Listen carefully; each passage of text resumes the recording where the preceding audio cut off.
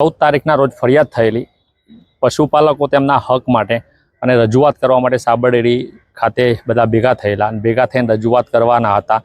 એ પહેલાં પોલીસના સાથે કઈ નાસમ ભાગમાં એમને વાગેલું, થોડો ઇન્જરી થયેલી પોલીસને, એ બાબતે એ દિવસે રાત્રે ફરિયાદ થયેલી। ફરિયાદ અનુસંધાને આરોપીઓ 47 જેટલા આરોપીઓને એ દિવસે એટેક કરવામાં આવેલા।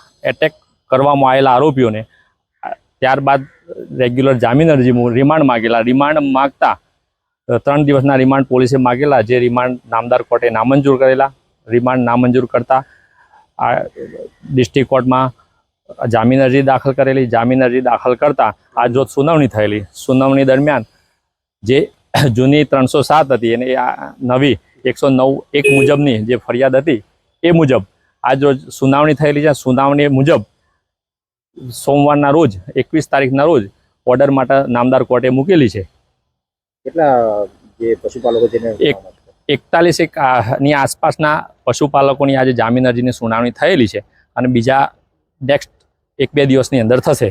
કયા પ્રકારની દલીલો થયેલી છે? દલીલોમાં એવું હતું કે નાસમ ભાગમાં આ રીતે ઇન્જરી થયેલી છે, કોઈ પણ પશુપાલક કોઈ સ્પેશિયલ ઈરાદાપૂર્વક આવેલા નહીં અને આ રીતે કોઈ એમના જોડે એવા કોઈ સાધનો હતા નહીં, આઈને એમના હક માટે આવેલા અને દોડ ભાગમાં એવું બનેલું, એના કારણે આ વસ્તુ બનેલી છે।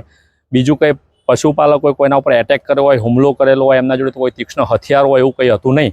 એટલે આમાં 109 છે એ મુજબનો ગુનો બનતો નથી, એ રીતની અમારી દલીલો હતી। અને આ બધા પશુપાલકો છે, આ સામાન્ય માણસો છે, એમનું 50 આરોપીઓ જોડે 50 બધા જાનવરો પશુઓ હોય છે। એટલે એ પશુઓનો આજે બી આટલા દિવસથી આમ તેમ થઈ ગયેલું છે। બધું ડેરીમાં બધા પ્રશ્નો થયેલા છે, એમનો હક હતો એ મુજબ લડવા આવેલા હતા, એટલા માટેની આજે એ મુજબની દલીલો થયેલી છે અને નામદાર કોર્ટ દ્વારા સોમવારના રોજ 21 તારીખના રોજ ઓર્ડર માટે મૂકેલી છે મેટર।